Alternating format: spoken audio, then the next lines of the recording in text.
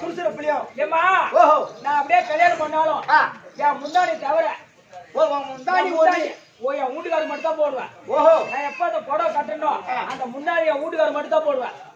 ஓ வேற யாருக்கும் போட மாட்டேன். அந்த முந்தாடி உன் வீட்டுக்காரருக்கு மட்டும்தான் போடுவேன். வேற யாருக்கும் போட மாட்டேன். யாருக்கும் போட மாட்டேன். அவுத்து கழிச்சு வேற புடவை கட்டிட்டு வேற ஒருத்தருக்கு போவேன்.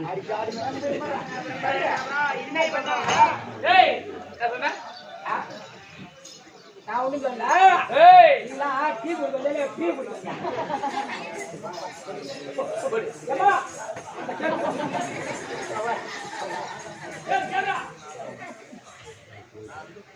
சொல்லுமா விளக்கம் விவரமா சொல்லுங்க.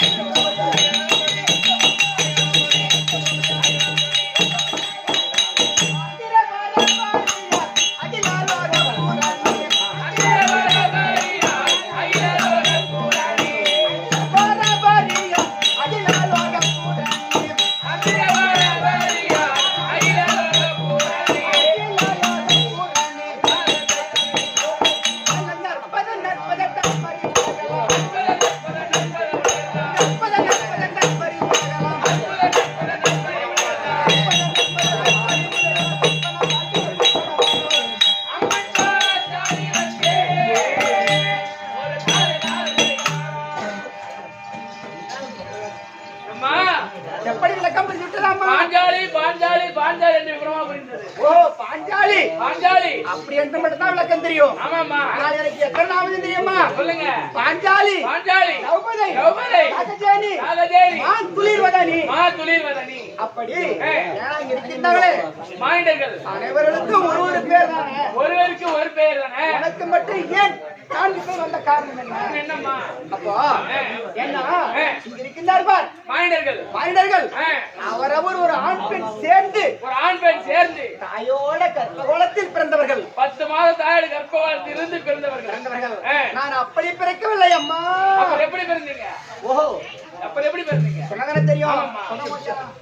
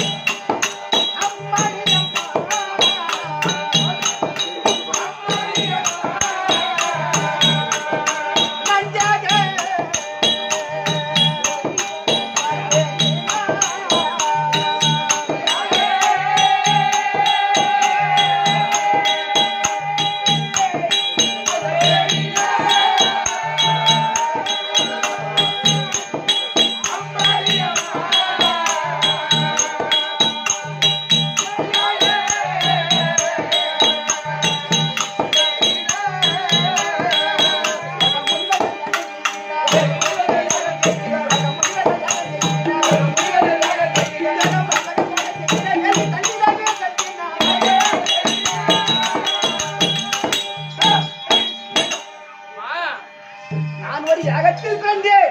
ஏன் ஒரு பெண்ணு யாகத்தில் பிறக்க வேண்டும்? ஆஹா, சரியான கேள்வியாச்சு. சொல்லுங்க. அப்போ கேட்கிற காலத்தில் அக்னிகோத்திரம் இடத்தில் முதலிடத்தில் துரோணாச்சாரியரும் பாஞ்சால மன்னனும் கல்விச்சாலைக்கு சென்று அவரவர் கல்விச்சாலைக்கு சென்று வந்தார்கள்.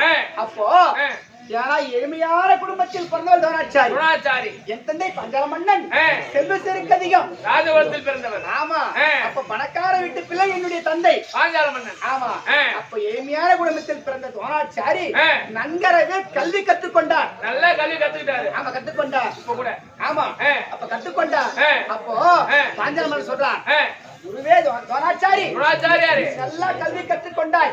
அப்போ எனக்கு நீ இரண்டாவது குருவாக நின்று அனைத்து கல்வியை கற்பித்துக் கொடுத்தியா, உனக்கு நான் பிற்காலத்தில் நான் ஆட்சிய காலத்தில் உனக்கு பாதி நாட்டியே உனக்கு தரேன் அப்படின்னு சொல்லிவிட்டார்.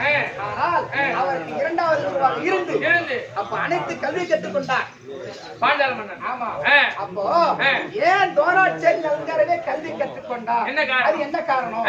துரோணாச்சாரியர் எளிமையான குடும்பத்தில் பிறந்தவர், ஏழ்மையான குலத்தில் பிறந்தவர். சாப்பாட்டுக்கே வயிறாம கொடுத்த ஒரு பிள்ளை வந்துட்டான். அவன் நல்லா படிப்பான், நல்ல பட்ட பேர் வாங்குவான். அப்போ கல்விக்கு அதிபதி கலைவாணியும் செல்வத்துக்கு அதிபதி லட்சுமியும் ரெண்டு பேரும் மாமியா மருமகன். அப்போ கல்வியும் செல்வம் ஒரே இடத்துல கண்டிப்பா இருக்காது. எந்த வீட்லயும் மாமியா மருமகன் ஒருத்தனே இருக்க மாட்டாங்க. ஆமா. அப்போ துரோணாச்சாரி அந்த கல்வி கற்றுக்கொண்டார். அப்ப இரண்டாவது குருவாக இருந்து எனக்கு அனைத்து கல்வியை கற்றுக் கொடுக்கிறானால் உனக்கு நான் ஆட்சியும் காலத்தில் பாதி நாட்டிய உனக்கு தரேன் அப்படி சொன்ன உடனே அனைத்து கல்வி கற்றுக்கொண்டார். அவர் இலவசம் சென்று விட்டார். துரோணாச்சாரிக்கு சில காலமா பிள்ளை என்பது இல்லாமல் பரமக்கடவுள் அருளினால் ஒரு குதிரை வயிற்றில் ஒரு ஆண் குழந்தை ஜனனம் பிறந்தது. ஆமா. அப்போ ஏன்னா துரோணாச்சாரிக்கு கல்யாணம் ஆகி ரொம்ப காலமா குழந்தை கிடையாது. அப்ப இது குதிரை வயிற்றில் ஒரு குழந்தை பிறக்கிறது, இது எடுத்து வளர்க்கலாம்னு சொல்லிட்டு அந்த அவருடைய மனைவி கிருபாங்கனி அம்மா கூப்பிடுறாங்க. அந்த அம்மா அவங்க சொல்றாங்க,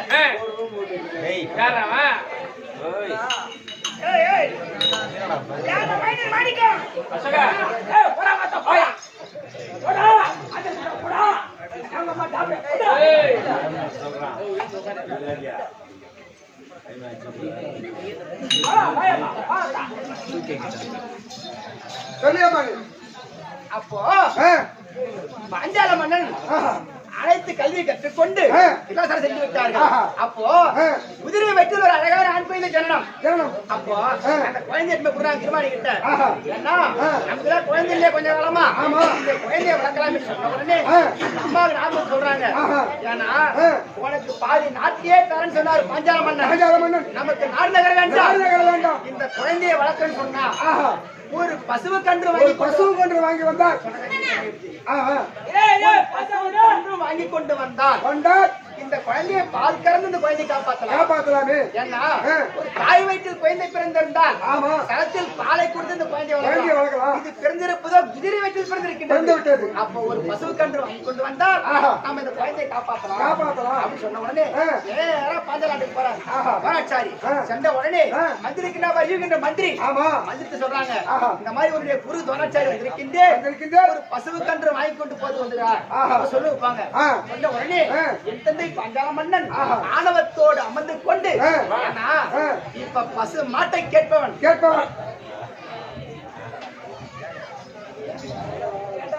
சொல்லுங்க ஐயா கேட்பாங்க. அப்போ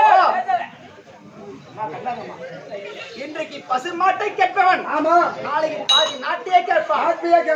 ஆணவத்தோடு அமர்ந்து கொண்டு அவனை அடித்து நாட்டை விட்டு வெளியாற்றி விட்டார் பாஞ்சால மன்னன். அப்போ அந்த சகல் சொல்றா துரோணாச்சாரி, அதே பாஞ்சால மன்னா உன்னை போல் மாணாக்கு கல்வி கற்பித்து கொடுத்து உன்னை மானப்பங்கம் செய்யாவிட்டால் என் பெயர் துரோணாச்சாரியர் அல்ல அப்படின்னு அங்கே சபை செய்து விட்டார்.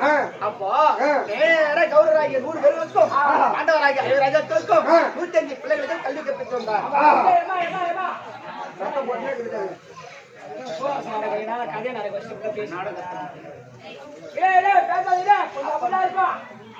நூத்தி 5 பிள்ளைகளுக்கு கல்வி கற்பித்து கொடுத்து அப்ப 100 பேரு கேட்கறாங்க, குருவே உனக்கு என்ன குறுக்காணிக்க வேண்டும் சொல்லுங்கள், உனக்கு என்ன குறுக்காணிக்க வேண்டும் அப்படின்னு கேட்ட உடனே எனக்கு பொன் பொருள் நாடகம் எது வேண்டாம், எனக்கு சபதம் இருக்கின்றது. பாஞ்சால மன்னனை அடித்து என்னுடைய பாதத்தில் விய செய்தால் அதுவே எனக்கு குறுக்காணிக்கையாகும் சொல்லிவிட்டார். அப்ப கௌரவாயர் 100 பேர் படையெடுத்துக் கொண்டு பாஞ்சால நாட்டுக்கு போறாங்க. ஏன்னா எங்க அப்பா இருக்கின்ற மந்திரி அவர் இடத்தில் அடிப்பட்டு உதைப்பட்டு நாடு திரும்பி விட்டாங்க. 100 பேர் சோத்து முட்டி பசங்க. ஆமா. அப்ப ஐவர் ராஜாக்கள் தர்மருக்கு மேலையோ பீமாட்சியும் அத்திரி பெருமானும் சென்று அங்க மந்திரிக்கின்ற வருகின்ற மந்திரியை பீமாட்சியை அடித்து யுத்தம் செய்து விட்டார். ஆனா அத்திரி பெருமானோ என் தந்தை பாஞ்சால மன்னனை அடித்து முட்கட்டி மிட்கட்டாக கட்டி அரந்தோரதர வென்று மணலோடு மணலுரிய வைத்துக் கொண்டு வந்து சோனாச்சாரி பார்த்து செய்தார்கள்.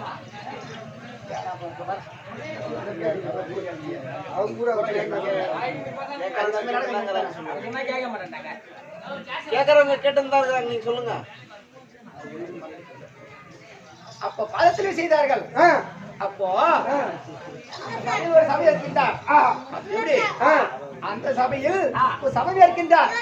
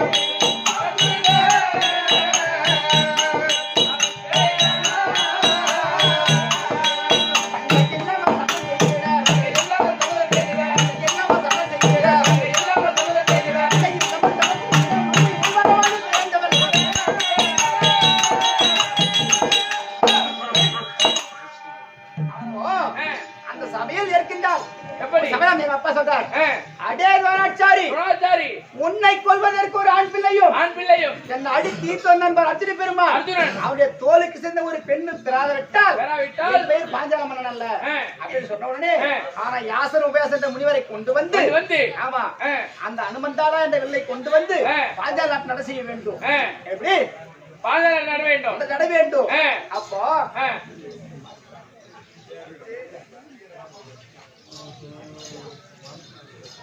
பெறாவிட்டால் உபயாசனம் முதலடி கொண்டு வந்து பெருத்த புத்திரகாமேசி யாகம் செய்கிறோம். அப்பா பாஞ்சால மன்னன் பெருத்த யாகத்தை செய்கின்றார். அப்ப அந்த யாகத்தில் முந்தி முதலாக சிகண்டி என்ற ஒரு பெண் பாலம் பிறந்து விட்டது. இரண்டாவதாக என்னுடைய அண்ணன் விசுதிமன் பிறந்தார். மூன்றாவதாக எவர் மாத்துளிர் விட்டார். எப்படி அழகா இருக்குமோ மாத்துளிர் விட்டா எவ்வளவு அழகா இருக்குமோ அந்த யாகமாகப்பட்டது இந்த பூமிக்கும் ஆணுக்கும் எரிகின்றதாம். அந்த யாகம் வேள்வி தீ. அப்ப அந்த வேள்வி தீயில் 16 வயது மங்கை பருவத்தோடு அப்ப அழகான அந்த யாகத்தில் நான் ஜனித்தேன். நீங்க தெரிஞ்சீங்க 16 வயது பெண்ணாகவே பிறந்தாங்க நம்ம பாஞ்சாலி அம்மா. தாயார் அக்கினி குண்டம் அவ அப்பா பாஞ்சால மன்னன்.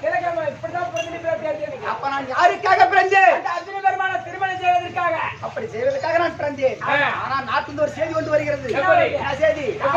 அந்த துரியோதன் செய்த சூழ்ச்சியால் அரக்கமாக ஏற்படுத்தி ஐவர் ராஜாக்கள் இறந்து விட்டார்கள் செய்தி வருது. செய்தி வந்த உடனே நான் யாருக்காக பிறந்தவள்? பெருமானுக்காக பிறந்தவளாச்சு. நம்ம எப்படி திருமணம் செய்து கொள்வார்கள்? எப்படி நம்ம கல்யாணம் நடக்கும்? என்னுடைய அப்பா கிட்ட சபதம் எப்படி நிறைவேறும்? அப்படி என்று நானும் என் தந்தை பாஞ்சால மன்னனும் ஐதக்கன் சிந்தனையோடு வீட்டில் அரமனைக்கும் சோகமாக இருந்திருக்கின்றோம். அந்த நேரத்தில் இந்த பாரத்தை இந்த புனிய வருகிறார். பகவான் ஓடி வருகிறார். பாஞ்சால மன்னா, நீ யாதொன்றுக்கு அஞ்ச வேண்டாம். என்றைக்கு இருந்தாலும் அர்ஜுன பெருமான் வருவார். மகளை திருமணம் செய்து கொள்வார். அஞ்சாலே நீ அஞ்ச வேண்டாம், அஞ்சி கலங்க வேண்டாம் அப்படின்னு சொன்ன உடனே தாத்தா எப்படி தாத்தா எனக்கு கல்யாணம் நடக்கும்? ஐவராஜாக்கள் இருந்து விட்டார், எனக்கு எப்படி தாத்தா திருமணம் ஆகும் அப்படி கேட்ட உடனே அவர் சொல்றார், என்ன கல்லுக்கே அழு வந்தாலும் வரலாம், கல்லுக்கே அழிவு என்பது வரலாம். ஐவர் ராஜாக்களுக்கு அழிவு என்பது கிடையாது. தேவப்பிண்டம். அதனால் பாஞ்சாலிக்கு சுயவரம் என்று ஏற்படுத்தினார். ஐவர் ராஜாக்கள் எங்கிருந்தாலும் வருவார்கள். பாஞ்சாலி திருமணம் செய்து கொள்வார்கள். யாதொன்றுக்கு பஞ்சம் என சொன்னார். ஆனா தாத்தாவை பார்த்து நான் ஒரு கேள்வி கேட்டேன். இந்த மங்கையில்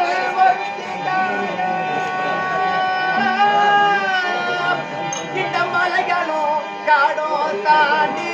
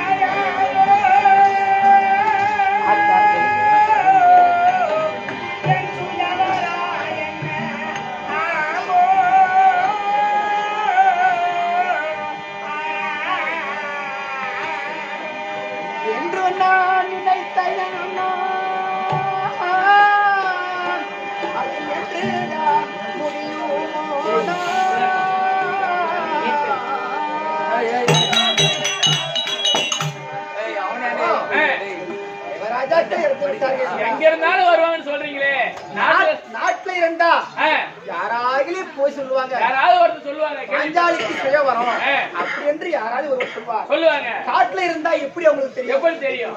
அதாவது இந்த மங்கைக்காக யாராயிலும் ஒரு வருவாங்க. அப்படியே தெரிஞ்சாலும் மலை காடு வளம் கொஞ்சமா தாண்டி வருவார்களா?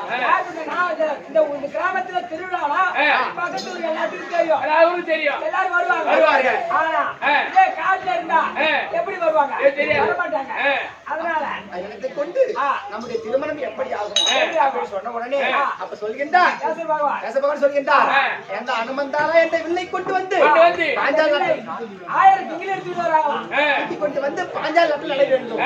அப்போ ஒரு நிபந்தனை என்னவென்றால் கீழே மஞ்சள் கிடாரம் அந்த அனுமந்தாரா என்ற வில்லை கொண்டு வந்து பாஞ்சால் நட வேண்டும். கீழே மஞ்சள் கிடாரம் அந்த வில் முனையில் மச்சேந்திர சுழல். ஆமா இந்த வலை குனிந்த பவனியாக மஞ்சள் தண்ணியை பார்த்த பவனியாக, ஆமா குனிந்த பவனியாக மேலே இருக்கக்கூடிய மச்சேந்திரத்தை அறுக்கலாம், இந்த வளையாத வில்லை வளைக்கலாம், இந்த மங்கையை கரண் பிடிக்கலாம். அப்படி எதுவும் நிபந்தனை. அப்ப 55 தேச ராஜாக்கள் அனைவரும் ஓடி வந்து இந்த வில்லை ஒவ்வொருவராக வளைக்கின்றார்கள். யாராலையும் இந்த வில்லை வளைக்க முடியவில்லை. சபையில ஆனா ஒரு ஆளா இந்த வில்லை வளைக்கிறாங்க. இந்த வில்லை யாராலையும் வளைக்க முடியவில்லை. அப்ப அப்போ அந்த சபையில் பிராமணர் வடிவத்தில் ஒருவர் ஏந்தி கேட்கின்றார். ஐயா வடிவத்தில் கேட்கின்றார், ஐயா இந்த வில்லை சத்திரியன் தான் வளைக்கின்றமா இல்லை எந்த ஜாதியா இருந்தால் வளைக்கலாமா? எந்த ஜாதியா இருந்தால் வில்லை வளைக்கலாம் அப்படி கேட்கின்றார். அப்ப என்னுடைய அண்ணன் தலைவர் நடக்கின்றது என்னுடைய சுயவரம். ஆமா அவர் சொல்கின்றார், ஐயா சபை என்பது பொது, கல்வி என்பது பொது, தடாகம் என்பது பொது, யாரு வேண்டுமானால் இந்த வில்லை வளைக்கலாம், என்னுடைய தங்கையை கரம் பிடிக்கலாம் அப்படின்னு சொன்ன உடனே கண் இமைக்கும் நேரத்தில்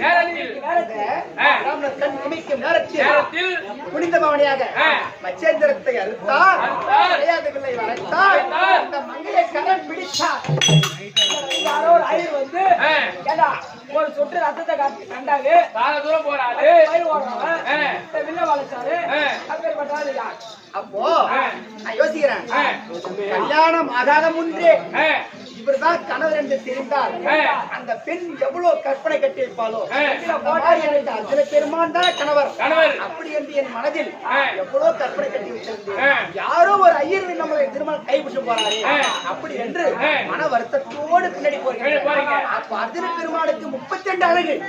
அந்த முதலில் இருக்கக்கூடிய மச்சேந்திரத்தை பார்த்த உடனே ஆஹா இவர்தான் நம்ம கண்ணுக்கு சேர்ந்த ஆடவர் அப்படி என்று அவருடைய முழு சுயரூபம் தெரிஞ்சு விட்டது.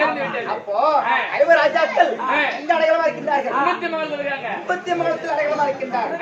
அப்ப அர்ஜுன பெருமான் சொல்றார், அம்மா யார் ஒரு கன்னியை கொண்டு வந்திருக்கின்றேன் அப்படி சொன்ன வார்த்தை, கன்னி என்ற வார்த்தை கனி என்று அந்த அம்மா கேட்டுச்சான். வயதான காலம் கன்னி என்றால் ஒரு பெண். அந்த குண்டமாதேவி காதுல கன்னி என்ற வார்த்தை கனி என்று கேட்டுவிட்டது.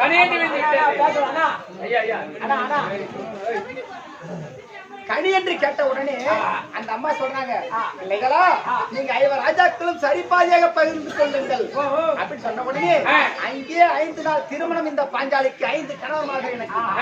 அப்படி இருந்தாலும் ஆமா திருமணம் ஆகி பெரியவளா இருக்கின்றார் பார், ஆசீர்வாதம் வாங்கி கொண்டு நாட்டை காட்டும். நாட்டை கேட்ட உடனே எதுக்கும் உதவாத ஈச்சங்காட்டை காட்டி விட்டார்கள். ஆமா ஈச்சங்காட்டை காமித்து ஒரு இந்திர பாசை என்னுடைய மாவா இருந்த உடனே சொர்க்கம் சார வேணும் என்று ராஜசூயாக செய்யணும். அப்ப அனைத்து அரசுகளும் வரும்படி உத்தரவு. ஆனால் முடியாத மன்னனும் வந்திருந்தார்கள். ஆமா அந்த இந்திர பிரசத்துக்கு வந்திருந்தார்கள். வந்த உடனே யாருக்கு வணங்காத முடிவால் துரியோதனன் நேராக இந்திர பிரசத்தின் வாயற்பாடு இழுத்து தீயை வீழ்ந்து விட்டார். அப்போ நானும் என்னுடைய கணவர் வீமாட்சி உப்பரில் அமர்ந்து கொண்டிருக்கிறோம். அப்போ குனிந்து வரக்கூடாதா குடன் மகனே? ஆமா அம்மா சுபால கேட்ட வார்த்தை தான்.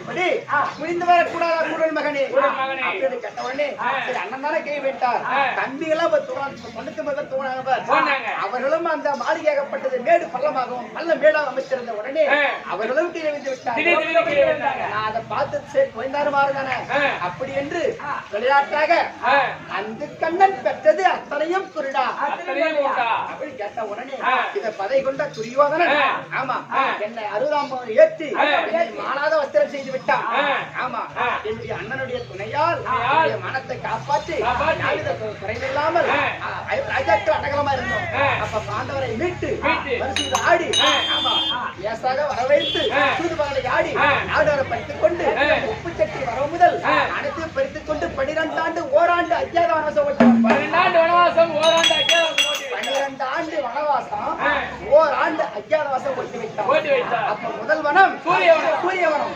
இரண்டாவது வனம் காமியாவனம்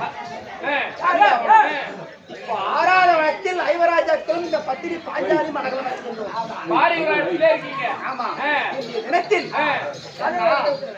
என்ன ஐவராஜாக்களுக்கு என்னுடைய துணை இருந்தால் அவங்களுக்கு ஒரு பெண் ஒரு பக்கம் இருந்தா அவங்களுக்கு சொல்லலாம் அதனால் புண்ணியமுத்தக்கூடிய ஐவராஜாக்க தர்மராஜத்தில் இன்றைய தினத்தில் பார்க்க வேண்டும் ஐயா மகாராஜா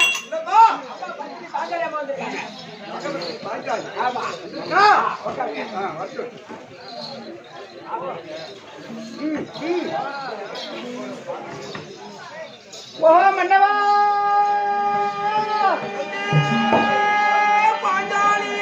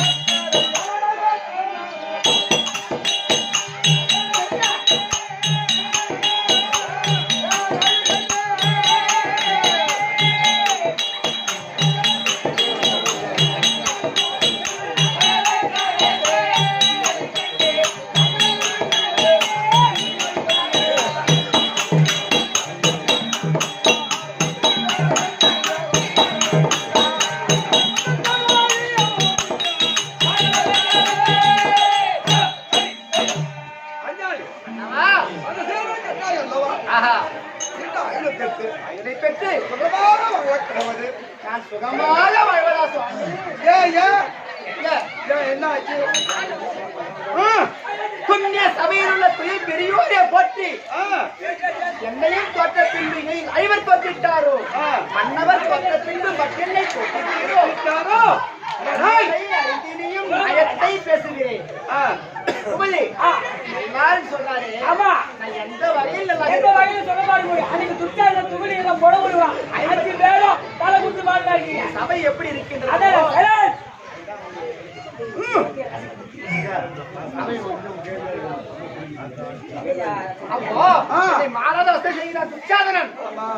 இந்த பாவனையாக இருக்கின்றீர்கள் இந்த கணவர் ஒரு கணவராக இருக்கிற கணவரா 5 கணவர்மான இருந்து என்னை மாறாத வசதி செய்கின்றான் துச்சாதனன் தலை குனிந்த பாவனையா இருக்கின்ற சுவாமி இன்னைக்கு நல்லா சொல்கிறேன் எந்த வகையில் என்ன இருக்கக்கூடிய துரிய தம்பி துச்சாதனன் ஜெயக்குஞ்சி மேடையில 60ஆம் மணியாற்றி துயில் வருகின்றார் 5 பேரும் பூமியை நட்ட பார்வையாக இருந்து விட்டீர்களே யாரும் கேட்கலையே எனக்கு வருஷமா பேசுற பாஞ்சாலி ஆனா மாநில பிறவி பிறந்து விட்டோம். இறந்து விட்டோம். டேய், ஓ. கடவுளுக்கு பயந்து பயந்து. நியாயத்துக்கு கட்டுப்பட்டு சட்டத்துக்கு உள்பட்டுதான் வாழ வேண்டுமே தவிர சட்டத்தை மீறி வாழ்க்கையை நடத்தக்கூடாது. ஆனால் நாடராஜ்யம் உப்பாடு வருவன் சட்டம் தோற்று விட்டேன். அவனுக்கு நியாயத்துக்கு கட்டுப்பட்டு தானே இருக்க வேண்டும். அஞ்சாலி இந்த பயமா இருக்கு. அது அஞ்சாலமா இல்லை.